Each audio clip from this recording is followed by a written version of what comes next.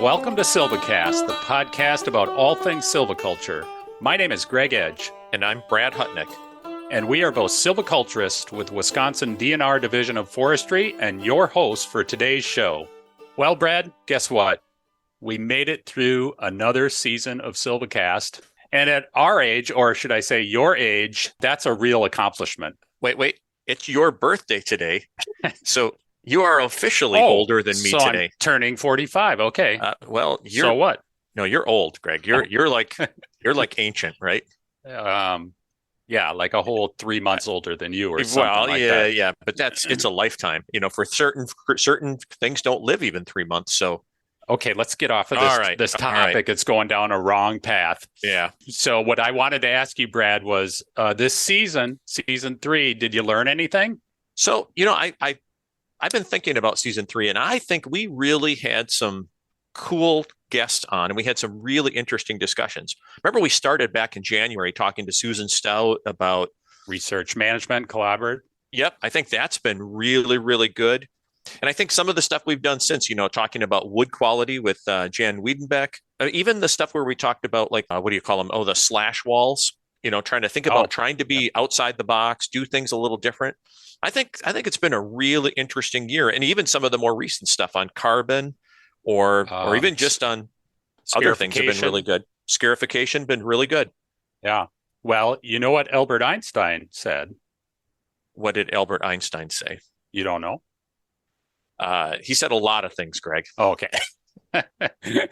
No, he said when you stop learning, you start dying. So it's a good thing that you learn something new. Yeah. And I think this season has really allowed us to recognize that we're always going to be learning about silviculture. No matter how long we're studying this or who we talk to that's out there, there are always going to be surprises and new ideas that we're going to need to explore. Then I would say you'll be happy to learn that today on Silvicast, we're going to talk about one of those new ideas, or maybe it's a very old idea. We'll see. Over the Silvicast season, we try to bring you this mix of field foresters and researchers from the very applied, like you said, scarification or slash walls to bigger picture issues. So talking about research management collaboratives, things like that. So for this last episode of season 3, we're going to talk about one of those big picture topics, ecological silviculture. And joining us for this conversation are going to be Tony D'Amato from the University of Vermont and Brian Palik from the U.S. Forest Service Northern Research Station. So Tony and Brian literally wrote the book on this subject and are co-authors of Ecological Silviculture, Foundations and Applications. Yep, this is going to be fantastic because I'm kind of a fanboy or groupie of these guys. I love their work, and I've got my copy of their book right here. and we're really fortunate, here in Wisconsin, we've collaborated with them on some silviculture issues from time to time. So this is going to be a fantastic conversation.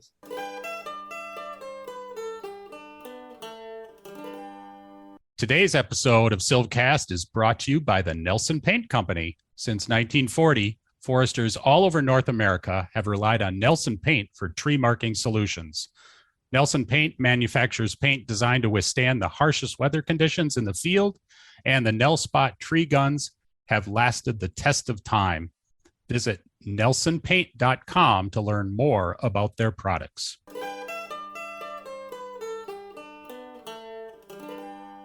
All right. Welcome to Silvicast. Hi, Tony and Brian. It's good to see you guys again. Hi, you too. It's been a little while.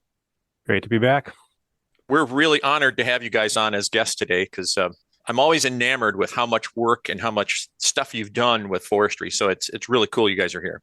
And the topic today, you both have recently written a book on the subject. So I'm showing it to our viewers here.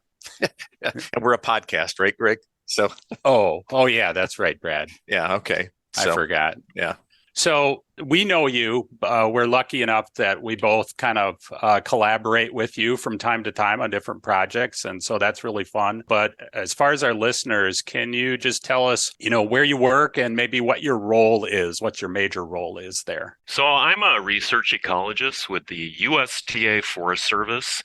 and I'm based in Grand Rapids, Minnesota. And I guess broadly, I work on forest management approaches that address sustainability, ecological sustainability of managed forests. And I'm director of the forestry program and a professor of silviculture and applied forest ecology here at the University of Vermont. And so in that role, I get to teach silviculture, which is a real joy of my life, as well as get to do a lot of research in collaboration with folks like Brian and others, trying to understand how to sustain forests into the future, both for ecological purposes, but also thinking through how to adapt to change. And so I was also fortunate to be based in the Midwest for a long time at the University of Minnesota. And Greg and Brad, I know you keep bringing me back in Silvicast just to give me the hard time you missed getting to give in person when I was out there in the Lake States.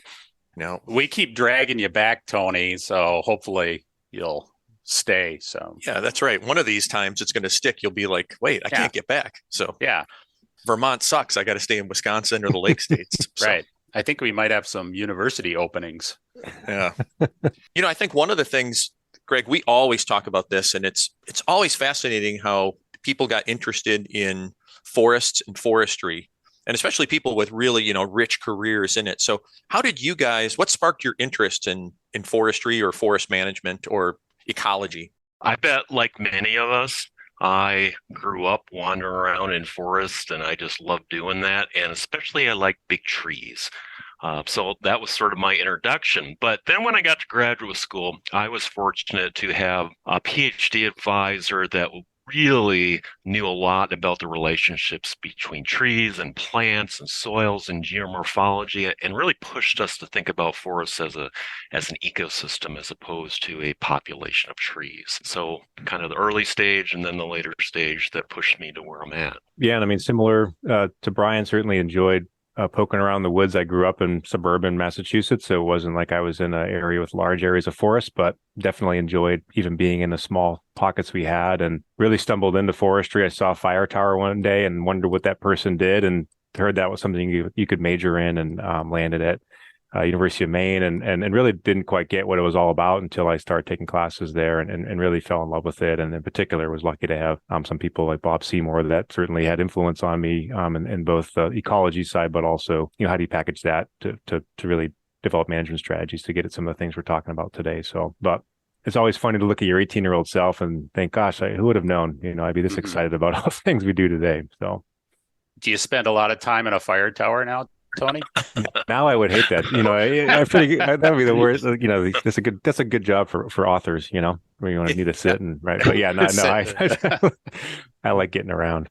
Sometimes I'm fascinated with just that interaction of like when we're young in forestry. And how were your family? Did your families, when you were talking about being a forester or going into forestry or even ecology, were they like, hey, go do that, or whoa, you should really go get a job where like the rest of us know about that? Well, I don't think my parents knew what ecology was when I started out in this, but my dad was big into trees, and he's the one that used to haul me out into the forest all the time, and he would dig up seedlings and replant them and go nut hunting, and so he was thrilled to have me working on trees.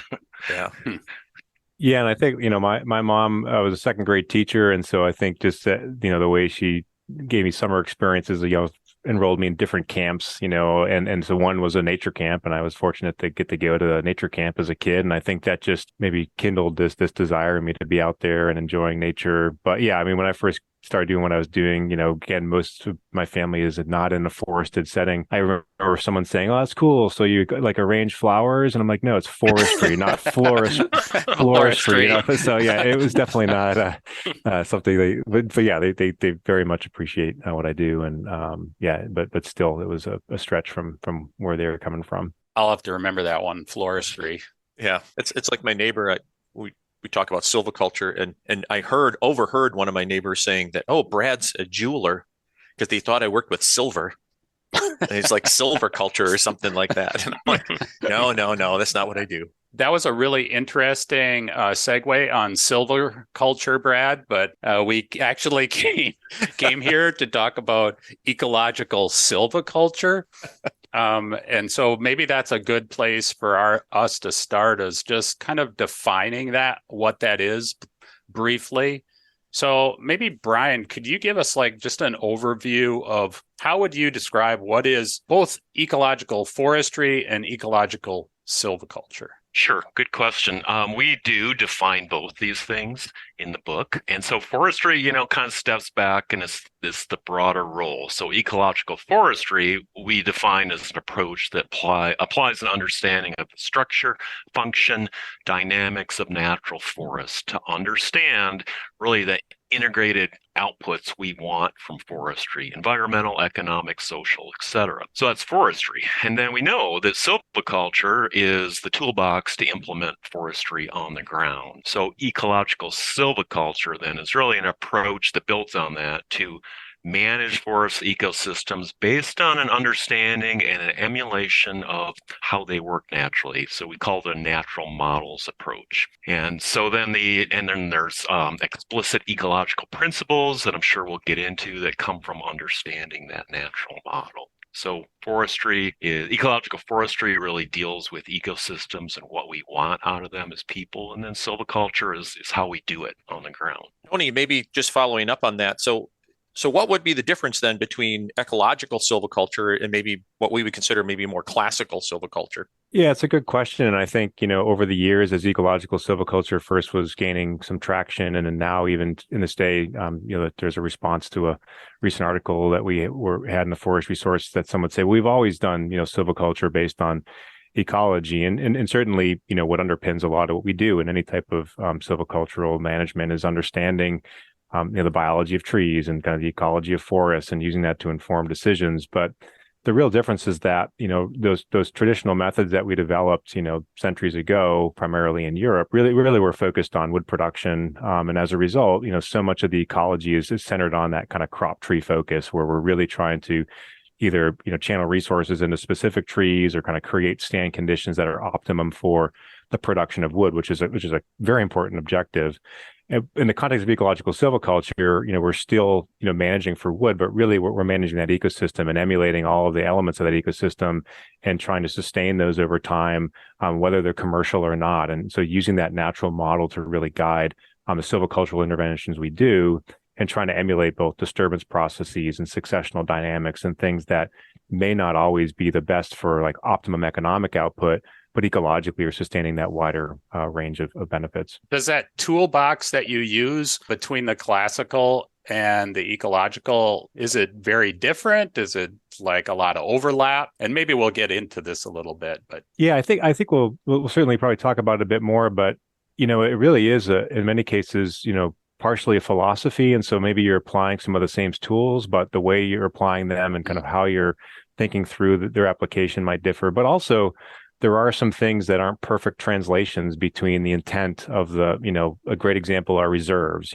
People say, well, isn't that just a clear cut with reserves? Why call it something else in an ecological silvicultural standpoint? But the intent of reserves as historically defined in silviculture, you would ultimately harvest those trees, and really in the context of ecological silviculture, often we're leaving trees out there to live out their lifespan because that's what happens naturally in forests. And we know from this understanding of natural development that large old trees are a really important part of ecosystems that we often don't have in current forests. And so trying to find ways to build that in. So I think there is definitely, like all things in silviculture, I always joke my office isn't in the medical school because we're not inventing much new. It's really, we're often just repackaging old tools, but there are some things that aren't a perfect fit. And so for communication of what we're trying to get across, sometimes there's a need for either new terms or a new textbook to kind of talk through how those old tools apply to these new contexts.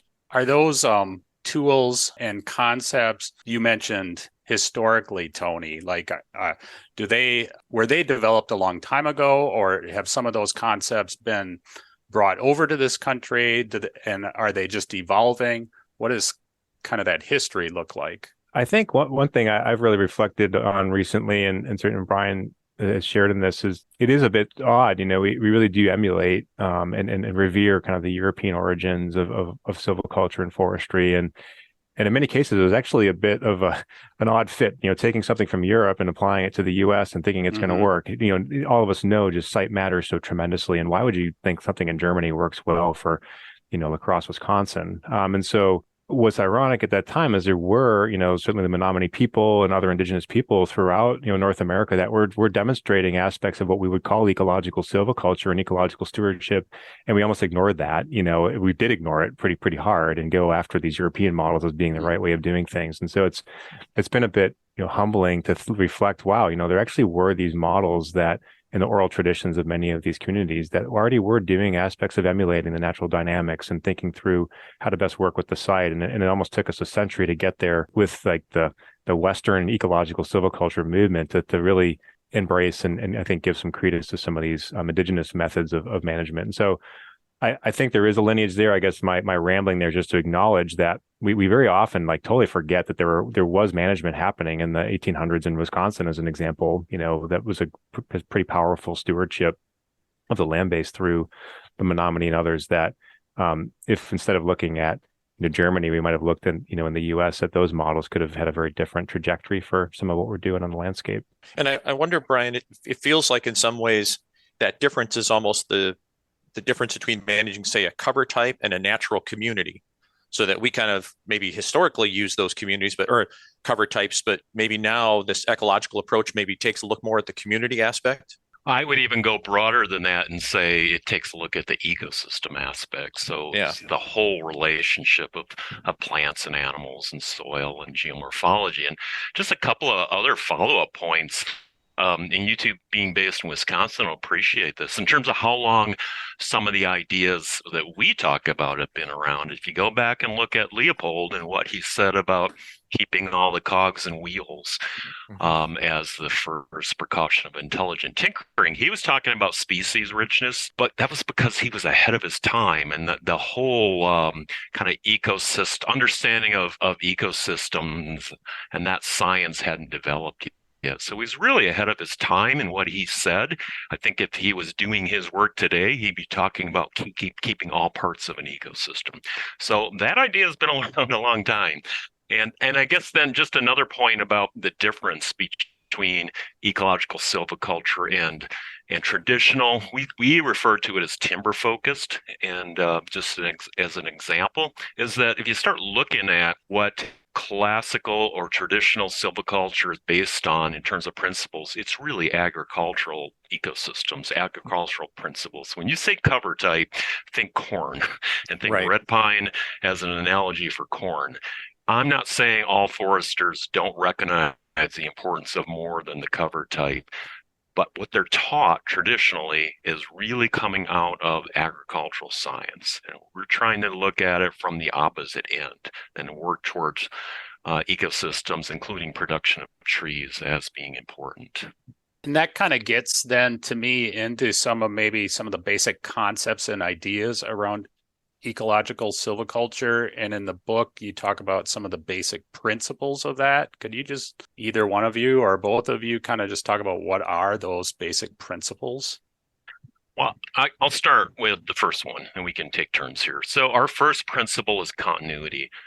And this really is stemming out of the whole idea of biological legacies. It's the carryover of structure and composition and function from the original forest to the new forest. And all of that idea stemmed out of Mount St. Helens and looking at what happens after a catastrophic disturbance like that. It was really our colleague and co-author, Jerry Franklin, and his colleagues that got this idea of legacies and continuity out in front of people to start thinking about. So the first principle is recognizing that we don't start from scratch after a natural disturbance. There's always some aspect of that prior forest left after the disturbance, and we don't traditionally manage that way, and so we're trying to address that. Yeah, and the second principle really deals with complexity and diversity. And so, in any silvicultural treatments we're doing, we're trying to both maintain and enhance complexity and diversity. And I think Brian, you made a great point about the traditional focus of early ecologists and even early ecological foresters was on species composition. And I think because the more recent movement towards ecological forestry came out of the Pacific Northwest, it focused a lot on structure because it was, let's leave a Douglas fir behind in the Douglas fir forest, and that's a change. But for our broader forests, obviously all of us think about what's coming back regeneration wise, what the species diversity is. And so both trying to enhance structural complexity. So instead of having that homogeneity and spacing and tree sizes that are obviously optimal from a more agricultural systems model, trying to have that diversity both in age classes and diversity in the amount of dead wood and tree sizes, and also managing for that complexity in what's out there from a species standpoint. And so not just pushing it towards pure sugar maple or other species compositions that might be economically ideal, but ecologically not really matching that natural model. Our third principle is kind of a two-part thing, and I'm going to ask Tony to deal with the second part, but it's timing. And the first part of it is that we need to wait long enough for complex structures to develop in a forest. And we often truncate that development with harvest before things like really large diameter trees or declining and decadent trees that'll form cavities develop. So part of it is allowing enough time for things that develop slowly to be able to be part of the forest. The second part of this really is basing interventions on ecological cues, and Tony thinks about this better than I do, if he can address that. Yeah, and I think a pretty straightforward and actually excellent example for both the Lake States region, but also in the Pacific Northwest, which really was an inspiration for some of the thinking around this, is just the use of extended rotations, with red pine and likewise for Douglas fir. And so certainly from an economic model, that a rotation is going to be, well before ecologically those forests have developed some of those structures that were more typical of natural red pine systems. And so by going beyond that, what either optimum economic or even optimum biological rotation age based on peak MAI, allowing those forests to develop both the kind of large tree densities, dead wood, decadent trees, certainly well-developed understory layers. All of those will take a longer time frame than what we would base on a more traditional silvicultural approach. And so using kind of ecological cues around like structural and compositional development as opposed to kind of optimizing production. Our last principle, this is one that goes upscale, and it's probably harder for most foresters to think about or address, but it's really context. And it's recognizing that your stand scale actions accumulate in landscapes to have consequences ecologically. So it would be things that matter to wildlife species. So how much edge do you have? How much connectivity do you have? How are you influencing adjacent ecosystems, particularly aquatic and wetland ecosystems, by your action on the ground with forestry? And it's hard to address in our complex ownership landscapes where you don't have people always coordinating with each other. But really, that's the idea: is what you do in one place matters in terms of accumulates to matter in terms of how the landscape functions. I know Brad and I have had this conversation. We just don't do that very well as foresters because we often work at the stand level, and then just the complexities of trying to work at a landscape level with the ownership patterns that we have is difficult. But yeah, I mean, do you think that just kind of our stand by stand level approach doesn't work well for that particular aspect? I think it doesn't work well if the adjacent stand is under different ownership and management, and they're doing something completely different that disrupts sort of the patch structure and continuity and of habitat for particular organisms. So there's that kind of problem that's really hard to address with patchy sort of ownerships. But, people have made some progress in terms of communicating at broader landscapes across ownerships to try to coordinate that. So you guys have taken these, so we have these principles, and you've expanded upon them for like looking at natural models and some archetypes of how we might consider like plugging in or looking at ecosystems that we might be working with.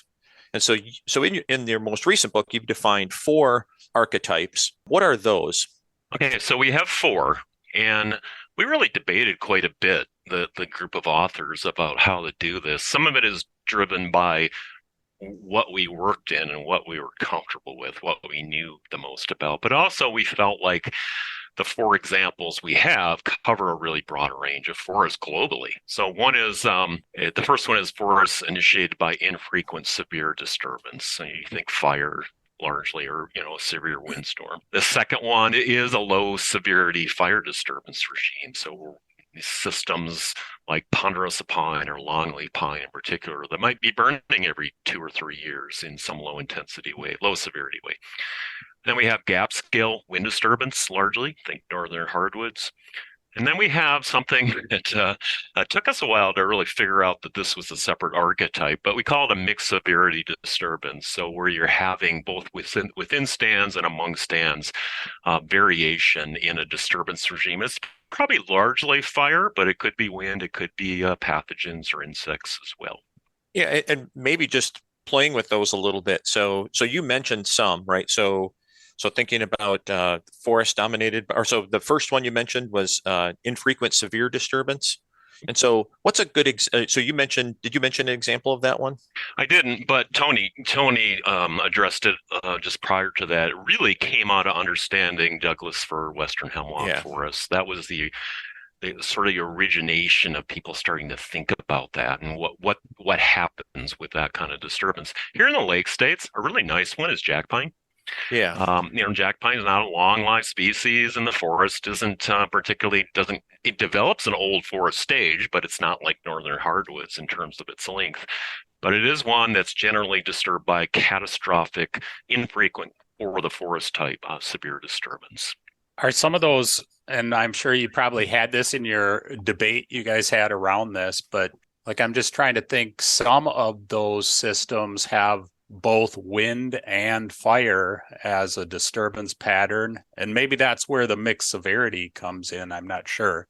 It is. And so the example for the Lake States that I work on, so I'm pretty excited about, you would call it red pine, but it's really a red pine dominated mixed species woodland ecosystem, and we have it across the northern Lake States, or we did, in that condition. So that's a funny one, because I don't think 25 years ago people understood exactly how that ecosystem worked. They thought infrequent severe disturbance, so leaving even age stands. And that really came out of a misinterpretation of Heinzelman's work in the boundary waters. He never said that red pine dominated systems were driven by this infrequent severe disturbance, but it was interpreted that way, and it translated down over decades into people actually thinking that even age clear cut with planting actually emulated the natural disturbance regime of that ecosystem. What we know, and it's our work, but it's other people's work in Wisconsin and Michigan,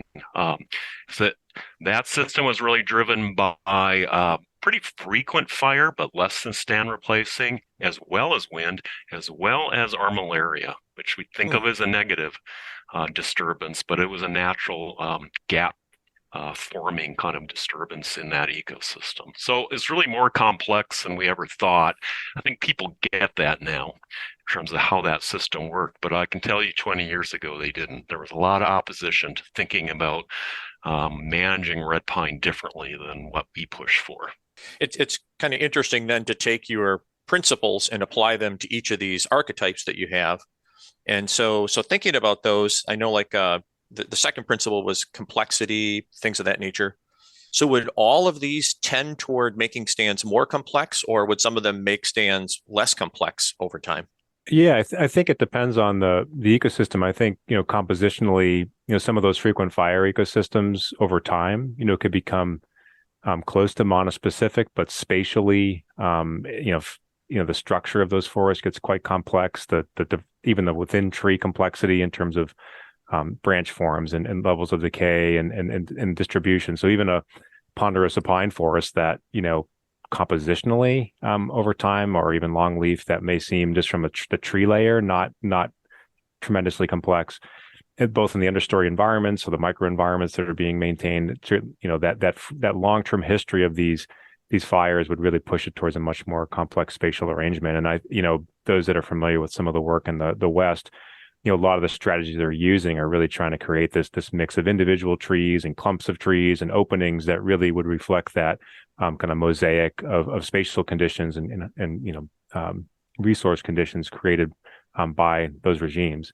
Northern hardwoods, that's one where if we only had fine scale disturbances, which I think was often historically the model we emulated with our selection management, you definitely could push that pretty strongly towards, a single species, or maybe mostly sugar maple or beech in our part of the world on less productive sites. But that natural development model really showed, and again, we really owe a lot to the work that Craig Lorimer and others have done, documenting those what we call mesoscale disturbances, not stand level disturbance events, but a 3-acre or 4-acre blowdown patch that still has a lot of trees surviving, but is big enough to, create the environment that yellow birch or some of these other species need to persist in that landscape. That over time, you'd maintain this compositional complexity, and in those ecosystems, it is always fascinating to see these mid-tolerant trees that are dominant or a main component of these old growth forests, and so they've been able to sustain themselves in competition with some very shade tolerant trees, which really speaks to how that natural model really created the range of niche spaces they need, both from a canopy opening size, but also those tip-up mounds, well-decayed wood, all those things that really come under the long-term history of those disturbances. I would add to that just real quickly that this idea of complexity and comparing you got to be careful what you're comparing. And it's really the natural forest ecosystem to its managed counterpart of that ecosystem. So talking about a comparison of old growth northern hardwoods, which in our part of the world is probably the most structurally complex thing we have, and comparing that to jack pine, it's not really a valid comparison. It's really jack pine compared to, say, a red pine plantation. And when you make that comparison, that an old jack pine woodland is very complex in a relative sense compared to a red pine plantation. So that's really how we need to make those kinds of comparisons. I think that's a really good point, Brian. I was just thinking about that less complex in the jack pine scenario, where we're managing very open view sheds, for instance, for sharp tail grouse or something like that. And so maybe the tree layer becomes less structurally complex, but overall that the vegetation is probably very complex in those systems. So it's, and there's spatial heterogeneity, and there's dead wood. There's the example we use in the book, which isn't relevant to everyone in the lake states, but is longleaf pine woodlands. You think of them as being pretty simple, but relative to a loblolly pine plantation, they're highly complex. Mm-hmm. And so that's kind of the comparison you want to make there. And then some people would argue, they'll say, well, a longleaf pine ecosystem that's had fire exclusion becomes very complex with vines and understory hardwoods, et cetera. That's not a good comparison either, because that's an unhealthy ecosystem. It's supposed to have fire in it every 2 to 3 years. If it doesn't, it's not functioning right. So you don't want to make that kind of comparison either. Yeah. I know, Greg, we've had that discussion with mesification and, say, some of our oak stands where we get lots more complexity, but it's really more that appropriate complexity that we're really looking for. But we always have to try and strive for that. So it's a discussion we've had in the past too. So I'm curious. So I think these are fantastic. And you guys mentioned Leopold earlier, right? Cogs and wheels. So some of our stands don't have all the cogs and wheels anymore, right? Or they have extra cogs thrown in, like we get invasive species or other plants coming in. So we get these novel conditions, right? Or degraded, rogues gallery forest. Can we still apply or still think about them in this context? I think in this part of the world, or maybe most parts of the world, we're often talking about restoration when we talk about applying ecological silviculture, recognizing we have simplified structurally and compositionally forests that we're working with. And so the approaches, I think, are generally applicable in that you're still going to be wanting to do things to enhance spatial heterogeneity in that novel condition, where you're going to want to be opening up in a heterogeneous way resource opportunities to get the right species back into that system. So again, we do address this a bit, that it's really restoration that we need to deal with first in much of the lake states forest.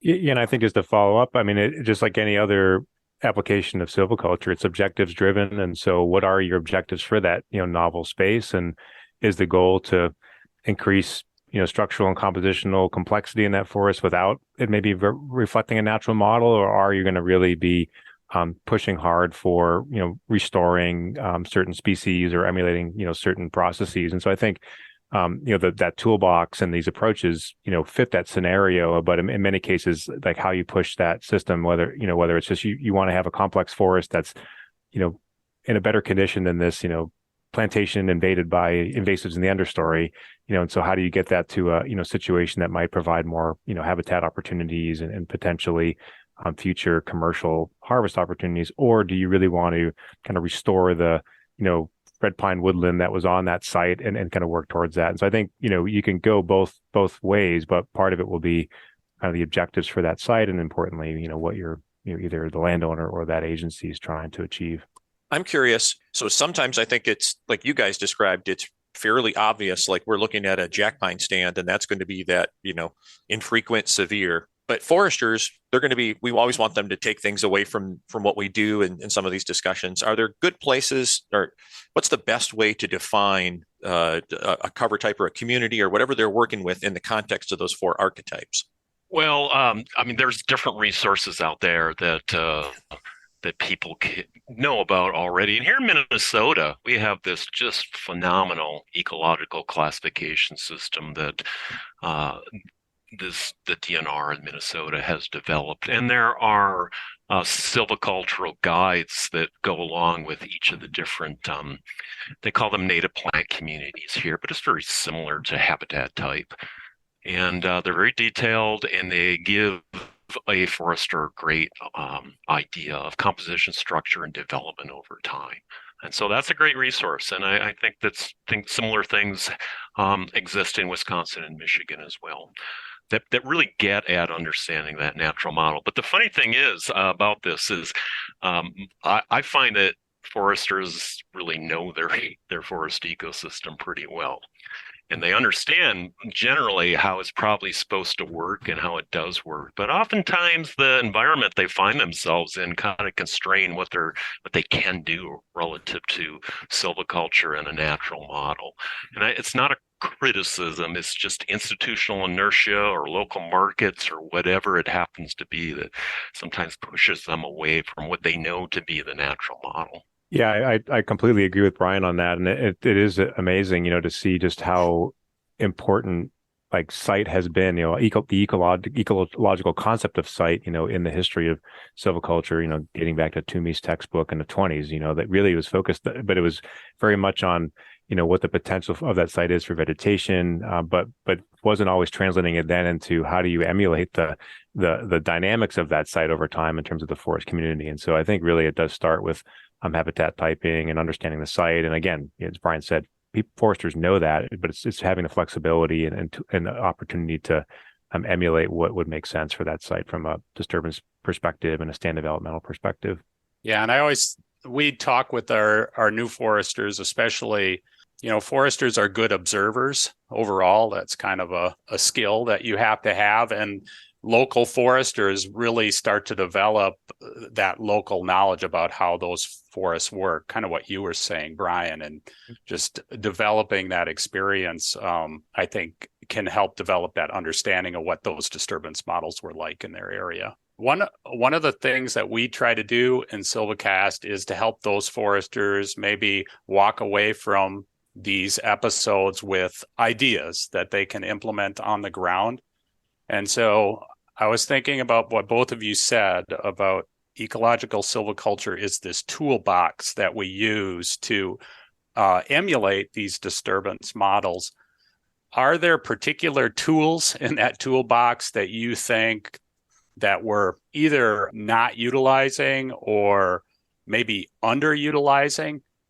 So just thinking about, I think, some of those basic principles that we went through earlier and the classical silvicultural systems that we use, are there particular things that you think we should be adding to our repertoire in managing these forests? I can jump in on the first one. So we're getting better about this in this part of the world, but legacy management, so continuity of structure at harvest. you still see examples where what is left tends to be smaller diameter trees of species that the forester may not care about. Again, we're getting better at this. It's taken maybe 2 decades to start feeling that people understand this. But really, I think what we need to be thinking about are larger trees that are necessarily, they may be of commercial value and be nice to take them, but they may have ecological importance as well. And another aspect of that, so not just favoring smaller trees with retention.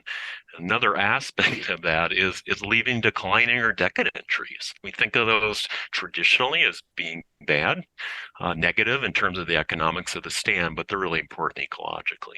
Yeah, and I think that's a great one, Brian, because historically some of the, maybe European models of what some may say is ecological silviculture, like continuous cover forestry. I mean, the emphasis was to kind of increase and maintain the cover of vigorous, valuable trees, and really taking out declining trees. And I think we all know what the long-term outcomes have been of, single tree selection, where we're always prioritizing the removal of the unacceptable growing stock, the higher risk individuals. Makes perfect economic sense. But ecologically, those are the trees that are really already serving pretty key functions as declining trees for cavity nesters, et cetera. And so I think that piece around retention is just a different way of looking at the forest, where so much of what we've done historically in forestry is on, the emphasis on what we're removing. And now it's more like really putting equal emphasis on what's being left, and not just left for the next 10 years, but left permanently, on that site to develop those structures that just really aren't contained. And I think there's often this knee jerk that, well, if I just leave things behind after a clear cut, I've done ecological silviculture. And that's not the point. I'd mentioned earlier, when you have a 3-acre gap, there are trees still alive in that 3-acre gap. When you even have a small canopy disturbance, there's occasionally a tree or two surviving in that persist. And so integrating that retention beyond just maybe the caricature that people often paint of the Douglas fir clear cut that now has a few scattered Douglas fir in it, that's certainly where maybe the evolution of ecological silviculture took a major leap into the mainstream. But really it's applying that idea of continuity in all of your actions on the landscape. And I think, as I mentioned earlier, there are traditional silvicultural systems like adding with reserves to what you're doing. But again, the intent of that historically was to then remove that tree at a future date, because it had grown into a larger diameter individual. And so some of the trees that Brian described are not the trees you'd retain to grow bigger for commercial purposes. Those are the trees that have high ecological value. And I think that another piece for foresters is that we have really, many of the regeneration methods we've traditionally used have been focused on creating a fairly uniform regeneration environment and kind of securing kind of the same species across the site. And I was the poor soul you dragged in to talk about irregular shelter woods a while back.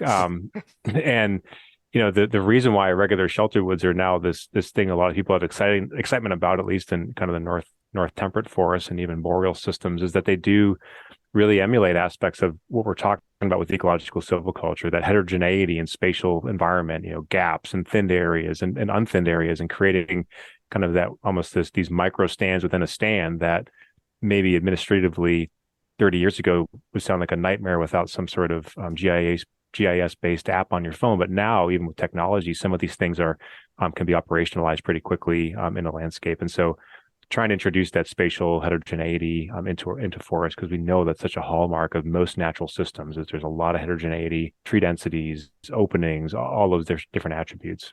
We often have discussions about dispersed versus aggregated and how those might apply in situations like this. Do you guys have any thoughts on how those might apply in different systems, or just any ideas about that? So we talk about this quite a bit in the book. It is easy to understand that concept in a forest that's characterized by infrequent severe disturbance. So you have that disturbance, but we know that there's trees left behind, living trees. Sometimes they're dispersed, sometimes they're aggregate. And that's where the whole idea of variable retention came from, varying the spatial pattern of what you leave behind, varying the species you leave behind, varying the size classes you leave behind. It's probably less intuitive to think about it in some of these other archetypes, but really the mixed severity one, we do address that as well. So the retention may be occurring at a large patch scale if it's less than stand replacing natural disturbance. So you have a fire coming through, surface fire, it blows out big openings in the canopy. Then you need to start thinking about the retention aspect of legacies within that opening. So the concept still applies, you just have to be a little bit more creative in terms of how you think about it. And Tony wrote the archetype model for northern hardwoods, the gap-based thing, and he addresses that as well in that, if you want to chime in, Tony. Yeah, and I think the real tension, for lack of a better term, is that, and I would argue that in some cases maybe where things maybe got missed in translation, some of the earlier pushes for ecological silviculture, is that we care a lot in silviculture about regeneration, and not just regeneration, but like what species. And so one of the real tricks there with retention in general is making sure that you're balancing the regeneration needs of the species you're interested in on the site. And so when we're now talking about a gap, we're keeping a tree in that gap as a structure, recognizing that you're effectively reducing the size of that gap in terms of light availability and so forth. And so either using more regular gap sizes that almost have kind of retention on the edge, so you're not really putting that into the center of the gap, but then as you kind of work in the stand over time, that kind of node of retained trees remains permanent, or putting legacy trees dispersed throughout that gap, similar to again what you'd see for surviving trees following wind, but making the gap large enough that you actually are getting the light environment you need to kind of compensate for that gap closing, both from the edges as well as from those retention trees in the middle. And so we really I think have always thought about group selection and some of those approaches as like these very clean openings, but really expanding the size of the opening, but leaving some trees in the middle of that opening to serve that legacy component, I think is really critical. But as I was saying, like making sure that the yellow birch or other species you're excited about regenerating are getting the light they need to be competitive in that environment, and the disturbance they need. So trying to make sure you can scarify and create those seed beds that tip ups and other things would have provided in that natural model. Yeah. That was my earlier question when you were talking about how this retention works in these gap-based systems. And that's exactly what I was thinking about. We're always focused on regeneration, right? In those openings, like group selection, we typically have cutting all stems down to 2 inches within that. And we're just focused on that regeneration. But I think you addressed that really well, Tony, and just how to balance the retention within those versus the regeneration. And I think maybe some of those irregular systems or regular group opening sizes or shapes probably allow you more flexibility with that. Absolutely. And I think, again, we want, and yeah, my bias is my students know it by the first day. So, I love yellow birch as a species, we want lots of it. But if we look at old growth systems, it wasn't 60% of the composition, it was 30 or, percent or 40 at most. And so that is really reflecting that long-term history of gaps that have been large enough for that species. But to expecting it to come back in every quarter acre opening we make, probably is unrealistic. So kind of almost focusing those regeneration efforts in these larger gaps with retention might be more emulative of the natural model that followed in those forests over time. The other thing I want to go back to too is something you mentioned, Brian, because it's a term that is out there more recently, and that's variable retention harvesting. And I'm not sure if everybody's sort of familiar with that. Like, is that a regeneration harvest where you're really just focused on variable retention aspects within that versus something like variable density thinning, which I think has been around a little longer, maybe, came out earlier with some of Jerry Franklin's work? Yeah, really good question. And you might be surprised at the rigor of debate over that within circles of people that Tony and I interact with. So this is timely.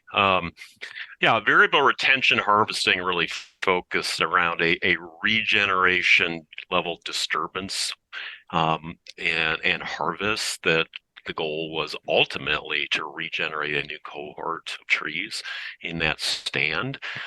Whereas variable density thinning really is something applied to established stands, just as you would thinning. Think thinning at 20 years or 30 years in spruce plantation or whatever it happens to be. The difference, so it's a intermediate treatment.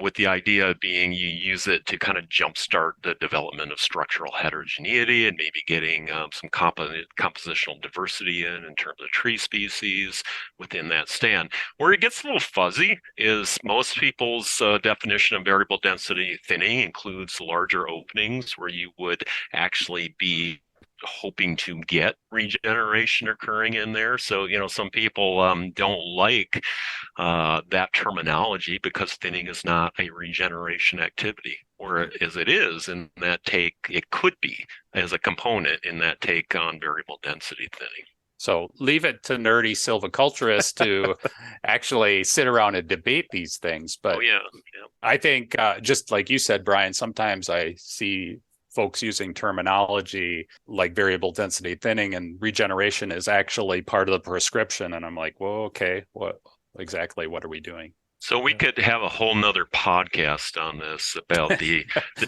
need to think about new terminology or different terminology in silviculture. And Tony and I have been schooled over our kind of push towards not recognizing the traditional terminology as well as we should. But, there's some things that have evolved with ecological forestry that just demands new names and new terms, and the old stuff doesn't cover it all the time. I think that's part of the excitement, right? Like new terms, if we're trying to convey things for foresters 50 years from now, as long as they know exactly what we're trying to talk about, maybe that's the most important thing. Yeah, and I think that, there may have been an opportunity missed when, again, ecological silviculture was first being popularized. I keep saying that because, as all of you know, there were elements of these concepts around for centuries. If we look at the traditional models of indigenous peoples, but also even in the Western literature. But I think when in the Douglas fir region, variable retention harvests and these approaches that were very ecological and focused were coming on board, there was almost a desire to be different from traditional terms in a way to almost distinguish. And it led to this almost this dichotomy where like the silviculture community kind of closed ranks. Well, we already have clear cutting with reserves. We already have, shelter with reserves. We have these concepts. We don't need, these ecologists over here are creating these new things and they don't really understand us. And I think there could have been a more productive conversation at that time to talk through, maybe we need like permanent legacy retention instead of using the word reserves, so we're really talking about like clear cutting with permanent legacy retention. We are leaving those trees out there and we're doing it in a way that is deliberate for ecological purposes. And likewise, maybe choose something other than thinning to add to the end of variable density to convey that we're doing a regeneration method in most cases. And so to Brian's point, and he knows, I think, I feel so fortunate to go work with him. We have a good synergy around this as someone that really was steeped in the silviculture terminology that, there are these moments where like, what level of heartburn do I have with kind of going beyond the traditions? And I think we've really come to this point where most importantly, operationally, variable retention harvest and variable density thinning seem to translate really well. Like people get it, and it seems to really help them take these concepts and put it on the ground, which is what we want. And so to me, that speaks to this having some traction with like operational practice, that maybe it's time for us to evolve the terminology a bit, at least for those two, to make sure people are comfortable with what we're talking about and kind of add versus just say, it's just like the same thing we did in Bavaria in 1850. Well, like they weren't thinking about biodiversity in 1850, maybe they were, but not right in terms of this. So just trying to kind of advance it. Well, we'll leave it to you guys to come up with a new term for irregular shelterwood. Yeah. It seems like we never understand what an irregular shelterwood is. Exactly. Yeah, which is scary. It just becomes the catch-all for anything somebody's doing. That's a regular shelterwood, I don't think we have time for that one on this show, Brad. So I'm just kind of circling maybe back to, again, those tools that foresters can walk away with. And one of the things, a recent conversation Brad and I have had, along with others that we work with, is deadwood and retention of deadwood in stands and how we go about doing that, or do we do that? And I know by looking at maybe some of the FIA data, we have, a deficit of deadwood in a lot of our stands. I remember from our carbon episode, actually, Wisconsin's on the low end compared to Minnesota, for example, in that race. So is that an aspect that foresters should be thinking about more heavily? I certainly think so. If I have a group of foresters out in the woods, I'll have them look around and I'll say what's missing. And if they don't say dead wood, then they're not thinking about this right. Because in our managed forests, we tend to not allow trees to develop and die naturally and stay on the ground.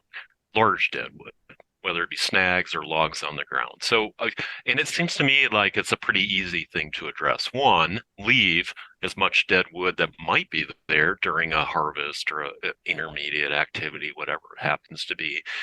But the other is, and we have work that addresses, and I know some people do this, is deliberate deadwood creation at harvest or at a thinning, either being topping a tree or felling a tree.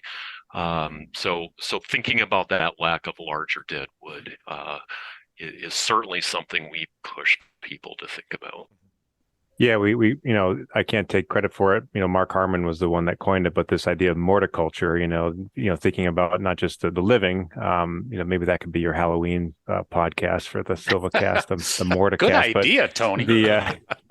But the other, and I think it gets back at this idea of continuity and complexity that both leaving things to die, right? That's certainly benefiting the deadwood pool, but also, as you pointed out, Greg, whether it's Wisconsin or Vermont or Oregon, if you look at just that average amount of deadwood in the forest, it's below what naturally would be out there, and so there's that trade-off again. Economically, we can't leave every tree out there. Like an old growth northern hardwood stand might have 7 to 9 cords per acre, and you can't just go out there and leave 7 to 9 cords per acre. But I think there's the opportunity to kind of set some targets that might be, well, I'd like to over time approach half that or 3/4 of that. And so the reason I mentioned morticulture, it's the same way. You're not just like dropping wood now and checking the box. We know this was a dynamic mosaic of different decay classes, different levels of a decline. And so really managing for that deadwood continuum over time requires thinking about it at each entry and how am I influencing it. And it could just be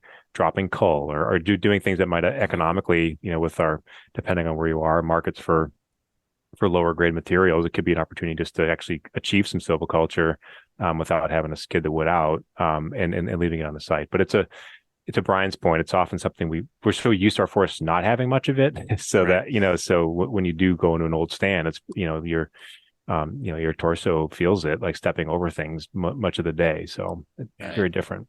And I'm curious with that and thinking about the archetypes again. So that probably would vary among each of the different systems. And how would that have played out? And I think about this in my mind. So how would that have played out with, like, say, these frequent low severity fire systems? Would there have been a lot of wood on the ground, or would there have been maybe standing stuff that would be continually coming down? I've always had a little less of a grasp on that. So I spent some time in Southwest Georgia working in longleaf pine back early in my career, which is, the classic frequent fire forest. Yep. And there's it's all relative to where you're at, but there's a fair amount in old growth, mature longleaf pine woodlands of dead wood, both snags and wood on the ground. And it's pretty interesting that those logs on the ground actually influence the fire regime. So they act as fire breaks. You'll have a different plant community on one side of the log versus the other. So it's all relative. It's not anything like, old growth northern hardwood forest in terms of the volume or biomass of dead wood, but in a relative sense, it's important. Yeah. Yeah, and we just did an outreach pamphlet on kind of restoring old growth structure. That was a reboot of an older one, and we looked at like different benchmarks for forest types. And yeah, the oak type, the data that's out there, it's a much wider range of dead wood volumes, but the snag component can be quite low, but also quite high, just given the nature of those systems. So I think you're right, Brad. It's as Brian pointed out, like there's deadwood out there, but maybe not as abundant as you'd see in other types. And so managing, and of course, thinking about fuel loading too, you have to balance like how many trees are dropping. And so it wouldn't make a lot of sense in some of those forests either. And Greg, we talk about this all the time. Maybe there's an opportunity. Well, it's kind of like making lemonade when you have lemons, but maybe there's that opportunity to think about this because we're dealing with emerald ash borer and ash dying in tons of stands. So we're actually seeing this influx of dead trees, which just maybe how do we treat that and then how do we take it forward? But this gives us maybe a new approach to kind of thinking about it too. Hey guys, can I have a pause? It sounds like someone's at our door and my son's not answering. Yep. Yep, Okay, your son's I'll, nodding. Sorry. I'll do this as quick as I can. Those dang children. I know. I They know. never do what they're supposed to do. I give you one job. So I know Tony and Brian, both of you are heavily involved in climate issues with forest, climate adaptation, and so on. And Brad and I have been talking a lot about this, obviously, in terms of both our traditional silvicultural systems and our natural disturbance models are kind of based on past history. And now we're facing some uncertainties with a unique future, maybe. And so my question is, do you think ecological silviculture tools and techniques can help us deal with some of those uncertainties within those forests? So I would just say that there are some aspects of this that they're very much applicable.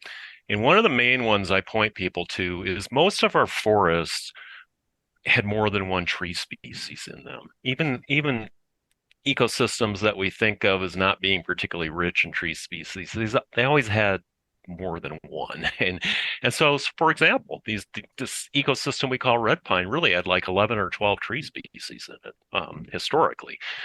So managing for species richness, whether it be restoring it if it's gone or sustaining it if it's there, is really important because some of those species are going to be better adapted to future climate. It may not all be, but something in that mix of native species is likely to be. And the climate models that predict habitat suitability show that.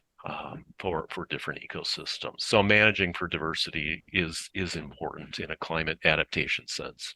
Yeah, and I think going beyond the species point, even within species, we've certainly been part of work, and there's other work that shows, young trees versus old trees, small trees versus big trees, we have very different responses to drought or defoliators or bark beetles. And so that structural complexity we've been talking about on top of the species complexity, really is giving you that portfolio of responses in that ecosystem that, under an uncertain climate, is giving you many different ways for that forest to adapt. And I think, when we look at Western forest where fire is kind of dominant, even this idea of trying to restore some of that spatial heterogeneity in tree spacing and structures.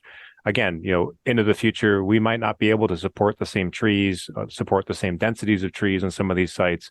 But by creating and introducing some of that historic kind of woodland-like structure, often call it kind of restoration for adaptation, you're lowering densities, so you're increasing resource availability to trees for drought resistance. But you're also creating that mosaic of fuels and densities that really will influence microclimates and fuel behavior across the site. And so I think ecological silviculture, I don't necessarily view it as the be-all, end-all for adaptation, but it's a really good scaffolding to start on, and then kind of introduce maybe more novel techniques within. And so I'm trying to emulate a range of gap sizes that would have historically been created via wind disturbance. And so now I'm opportunistically maybe planting some mid-tolerant, trees in those larger openings like red oak or some of those species that are expected to do better. And so I'm still putting them maybe ecologically in those spaces, in those stands where they naturally would have recruited, but I'm thinking a bit about the future while also retaining key parts of the past that are still there, like large living trees that, for all we know, might show some novel behavior and dynamics that we're not aware of. And so I think the notion of completely throwing out our knowledge of the past because things are different now, I always get worried when we're so absolute about these things because we want to make sure we're still retaining trees. Even the ash example, the ash might be largely doomed, but it's still a nice big piece of dead wood.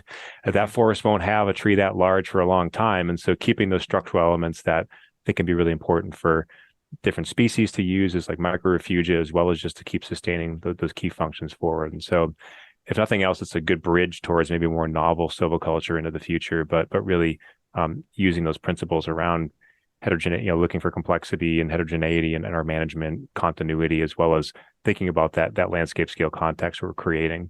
Yeah, and I think it's a little what Brian mentioned earlier too. It's these concepts are really ecosystem based, and so trying to keep that overall ecosystem health and function hopefully will help us with all of that change or uncertainties that happen to it. Agreed. I think it's an excellent follow up, Greg, because it is kind of strange as someone that was schooled and got excited about getting into silviculture and forestry during like the formative years of, the big experiments to look at, how does small mammals and fungi and everything else respond to retention and all these things. And so we were focusing not just on how does regeneration respond, which is of course the most charismatic part of a forest, but also other things. As we've shifted to climate change, it's like, what tree do I need to grow out there? What species is going to do well? And we've almost kind of ignored like, well, what ecosystem process, am I trying to sustain into the future? And so that's an excellent, point that really, emulating and kind of building upon this notion that we're still trying to sustain some important, both ecologically, but also cultural functions from our forests. What adaptation strategies are going to get us there, and seem to have most promise into the future, I think is a key area of focus. So Brian, last question. If some of our listeners are interested in learning more about this or reading the book, and what's the best place to get a copy? Well, Brian can't really respond because he had a snow emergency, just so people know. Yeah, that's right. So Tony's going to have to respond to that one. Okay. Yeah, thanks, Greg. For it's been a while since I've been hanging around with Brad in Wisconsin, but Tony, Brian, they're like synonyms. Yeah. So in terms of the book, it's available through Waveland Press, but also on Amazon. And we are, just as a teaser. So one of the key parts of the book was really, to really go beyond just laying out the principles, but also give some examples of how this might apply to the different archetypes. And so, of course, I got the best of the archetypes and, the northern hardwoods. But that's only so great for the few ecosystems we covered. And so what we're doing now is a follow-up book that actually uses authors from different parts of the country, different parts of the globe, to really develop an ecological silvicultural systems text that really looks at, oak systems, or Valdivian rainforest down in Chile, or boreal forest in Quebec, and how would you kind of work through and kind of present silvicultural systems based on these principles for those forest types. And so it'll be hopefully a useful companion book. It probably won't be out until about 6 months or so from now. We're just kind of compiling the final drafts, but hopefully will be useful to the broader listenership if their forest type isn't covered. As someone that's again a northern hardwood person, a lot of these concepts were very Doug fir focused, and so really kind of trying to localize them to and of course Craig Lorimer did so much to help move that along for us. But so anyhow, that'll be a future book, but the current one is available on Amazon and also through Waveland Press. Well, that next project sounds really cool. Yeah. So I don't know how you guys find time. You're involved in a ton of different things, but I appreciate you taking the time for us to talk with us and kind of wrap our heads around ecological silviculture. And Brad, I just was poking fun at you because actually I needed an excuse to explain why Brian had step out for a moment. He was actually having some snow issues at home. We won't go into details, but Tony, I really want to say we really appreciate you coming and joining us again, along with Brian. I think that was a really, really interesting conversation. People get a lot out of. Yep. I think we learn something every time. No, always fun to be with both of you. So I appreciate the opportunity. And we will see you when you come back to Wisconsin.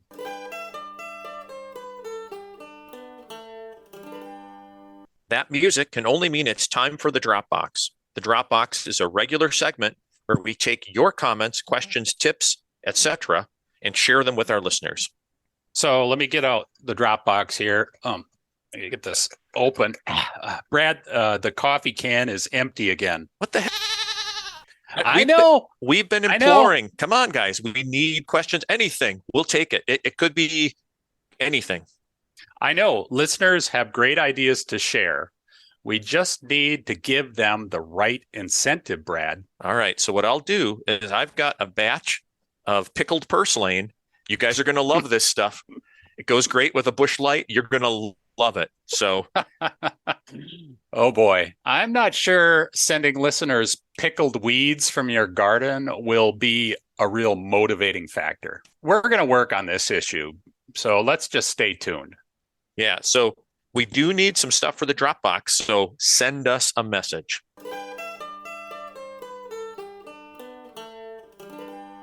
Okay, everyone, that's a wrap. Every season This podcast sounds better to me. Every season, your hearing gets worse. Every season, you're looking for a purse? No, was that a hearse? Oh. Please stop. The booth! In any event, thanks for listening to today's episode of Silvicast. If you have ideas for future episodes or a question for the Dropbox, please let us know. We learn best when we wrestle with questions, so keep them coming. Take care, everyone. And as always, thanks to our team, Megan Espy, our editor-in-chief, Noah LeMade, our IT master, theme music by Paul Frater, and of course, UW Stevens Point's Wisconsin Forestry Center.